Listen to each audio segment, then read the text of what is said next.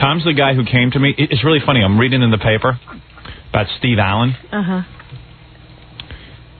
Steve Allen used to host The Tonight Show, and a lot of the shows that he put on are no longer in existence because they said back then, and those shows were a goldmine to have. Yeah.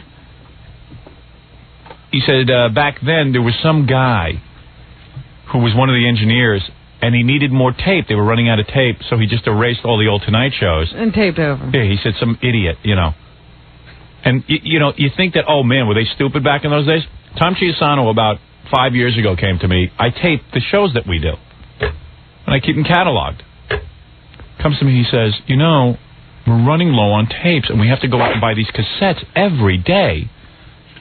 Why don't we just record over some of your older shows that we don't use anymore? Do you remember this conversation? I was right in the room. And I said, Tom, are you... Let me ask you, you know, I kid you on the air about being stupid.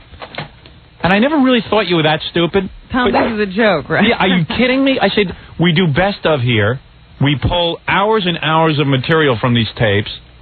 You hear me on the air every day. I certainly pull. How could you suggest that? Plus, like, you know, if something weird happens, somebody that we had on the show is in the news, like when OJ was on. Of course. Or somebody, like when Abby Hoffman died, you pull together a tribute. Yeah, I mean, I understand in the short run, like maybe spending $3 a day for cassettes is a tremendous expense for the company.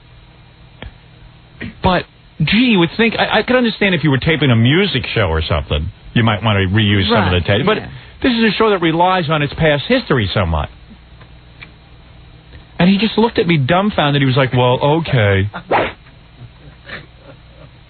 I bet Steve Allen's engineer was Tom's, like, uncle or something. I think it runs in the family. So I used to run out of here with boxes of my tapes because I was always afraid Tom was going to get a hold of them. And then I remember the best thing was, you know, Fred and Jackie write for the show, and Fred and Jackie write on pieces of paper.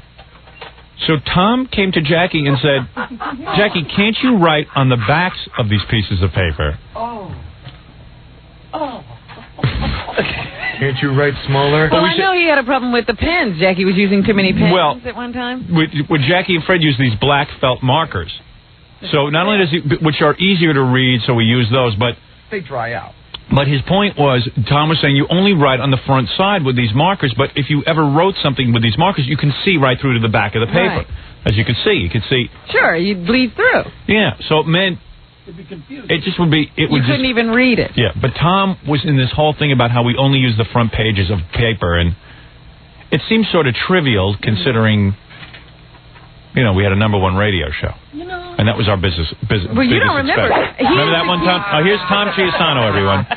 Cheapest man in America. Those pens locked up, and Gary would have to go to him each time so Tom could keep track of how many pens will be used. Day keeps Tom away. No, you know what he used to do that was really funny because he's a lot better now? I would put in the pen order, and it would say 6 dozen of the thick ones and 6 dozen of the thin ones. Right. And then I would get my order, and it wouldn't be what I ordered, and then I would go back and look at the sheet, and Tom had put a slash through them and cut the order in half. Yeah. Like that was going to help. Like somehow we'd make those pens last longer. Right. Yeah, right. Jackie, which side of the paper? Hey, Tom, look at this. Look, you can see right through it, Tom. Read what it says. It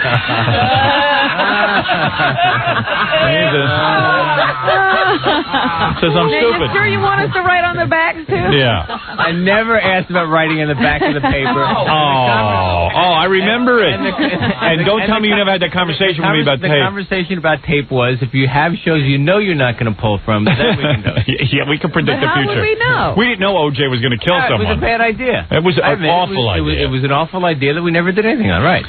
Would you have erased all the old Tonight shows? Was every idea you ever had a good idea? Would you have erased all the old Tonight shows? That doesn't mean you stopped having ideas, right? No, but that's an amazing idea for a general manager of a show that, you know, you can tell that maybe we go back and we pull best of and we get... I was not talking about not saving what you thought was good material. I was talking about... Oh, isn't it all good material? You mean there are days that... Could you tell which days we were going to use? whatever. I mean, isn't it, like, for example, let's say the day that O.J. It was an idea whose time hadn't come, okay? All right, fair enough. Let's leave it alone. Wait a minute, Tom, very I want Tom to embarrassed. list his good ideas so people get an idea. Now, there's a good point. Tom has good ideas. Because we just pointed out two of your biggest blunders, would you like to list some of your accomplishments, some of the ideas you've had that we've actually instituted? My best idea was not signing Jackie up a couple of years ago. Right. Okay. No, really, what have been some of the innovations that you brought to radio? What? Stereo? No, come on. Tell us, please. Quad? I managed the first station had quad sound. That's right. Oh, you did? You brought in quad? Yeah, absolutely. Now, where work?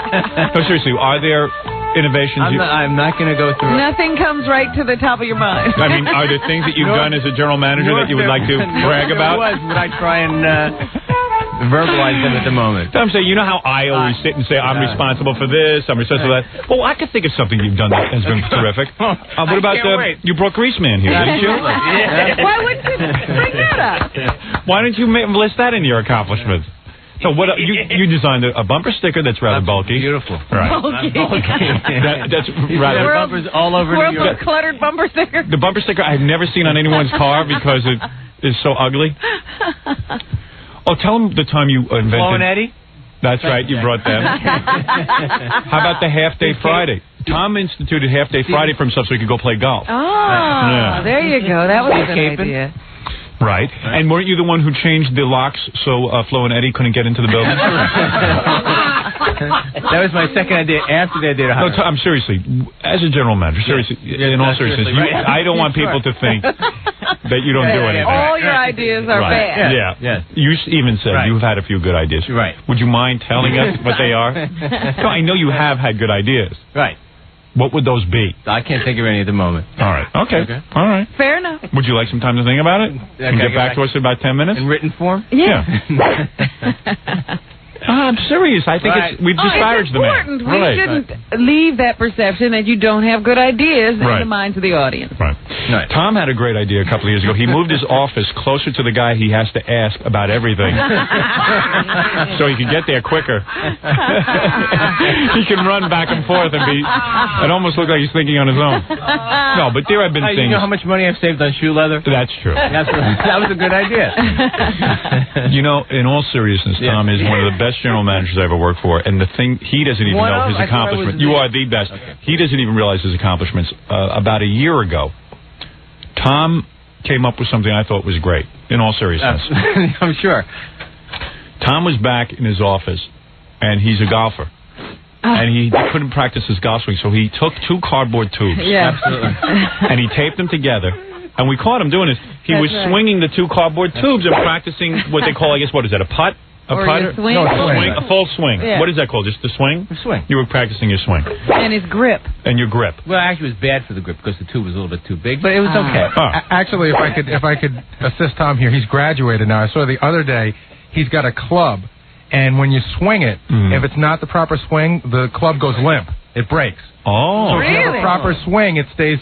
Do you have that here now? No. Oh. No, I brought it in to give it to somebody. Bring it in. Oh. Can you bring it in and demonstrate tomorrow? If that person brings it back, absolutely. What is it? Stuttering John wants to list one of your accomplishments. The other day I went by Tom and I caught him juggling. Oh, really? Oh, that's right. I've seen him doing that, too. That's right, yeah. Yeah, what's that all about? You've been working on your juggling? Absolutely. How's it? We have a new client that's going to be coming on soon, and it's you buy the kit and teach yourself to juggle. So have you accomplished this? Yes, absolutely. He's good. Can we see? Learned to juggle? I don't have the perfectly weighted balls at the moment.